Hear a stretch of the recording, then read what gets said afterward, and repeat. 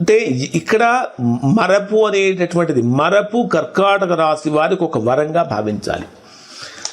అలానే ఉద్యోగపరంగా నిరుద్యోగులుగా ఉన్నటువంటి వారు చేసే ఉద్యోగ ప్రయత్నాలలో కూడా ఇబ్బందులు కలుగుతూ ఉంటాయి.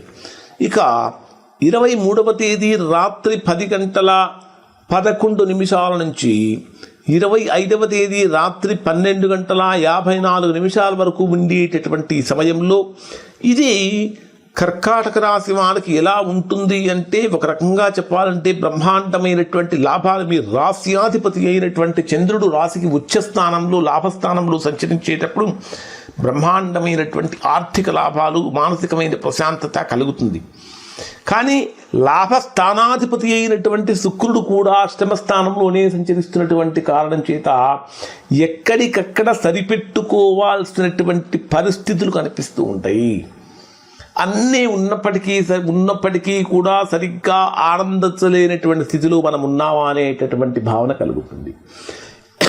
ఇక 23వ తేదీ రాత్రి 10:11 నుంచి 25వ తేదీ రాత్రి 12:54 వరకు ఉండేటటువంటి సమయంలో ఇది మీకు అంటే రాత్రి వరకు ఉండేటటువంటి సమయం కనుక తీసుకుంటే కొంచెం అనుకూలతలు ఎక్కువగా ఉంటాయి.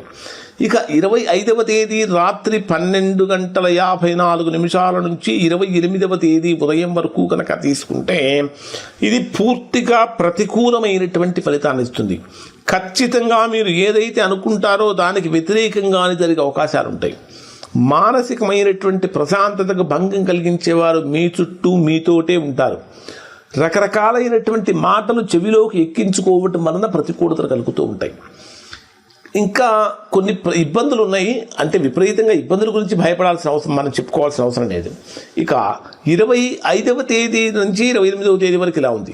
28వ తేదీ ఉదయం 4 గంటల నుంచి 28వ తేదీ అంటే రాత్రి వరకు ఉండేటటువంటి సమయాన్ని పరిశీలిస్తే ఇది మీకు బ్రహ్మాండమైనటువంటి ఆనందాన్ని, ఆత్మవిశ్వాసాన్ని పెంచుతుంది.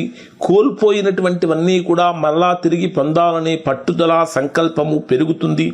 ఒక రకంగా చెప్పాలంటే ఇది మంచి కాలంగానే మీకు ఉంటుంది. కాబట్టి చేసేటటువంటి ప్రతి పని కూడా జాగ్రత్తగా చేసినట్లయితే మంచి ఫలితాలు పొందుతారు.